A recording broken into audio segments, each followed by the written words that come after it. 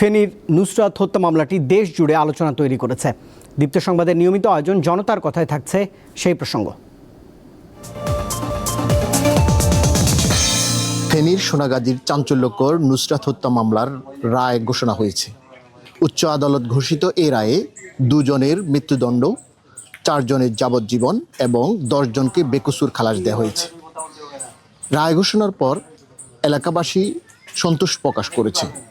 আসুন শুনি জনতার কথা। সোনাগাজীর মাদ্রাসা শিক্ষার্থী নুসরাত জাহান রাফি হত্যা একটি চাঞ্চল্যকর ঘটনা। এই ঘটনায় আমরা জানি যে পুলিশ ব্যুরো অফ ইনভেস্টিগেশনের যেই তদন্তটি ছিল সেটি অনেক বিতর্কিত ছিল এবং এটি নিয়ে নানা কথা হয়েছিল এবং অনেকেই বলেছিল যে অনেক নিরপরাধকে এখানে জড়ানো হয়েছে। আজকে আপিল বিভাগের রায়ে সেই ঘটনাটি প্রমাণিত হলো। বিচার বিভাগের যেই ন্যায় বিচার সেটি প্রতিষ্ঠিত হলো বলে আমি মনে করি। আমি না, শুধু পুরো সোনাগাজীবাসী মোটামুটি আজকের এই রায়টিতে সন্তুষ্ট। তবে একটি প্রশ্ন থেকে যায়, সেটি হচ্ছে যে 2019 সালে যে রায়টি হয়েছিল, রায়টি দিয়েছিল ফেনীর নারী ও শিশু ট্রাইব্যুনাল আদালত। ওই রায়টি কিভাবে দেয়? বাংলাদেশের ইতিহাসে মনে হয় কোনো হত্যা মামলায় একসাথে 16 জন আসামির মৃত্যুদণ্ড দেয়, এটা আমি আমার জীবনে আমি দেখি নাই। এই রায়ে আমি সন্তোষ প্রকাশ করতেছি।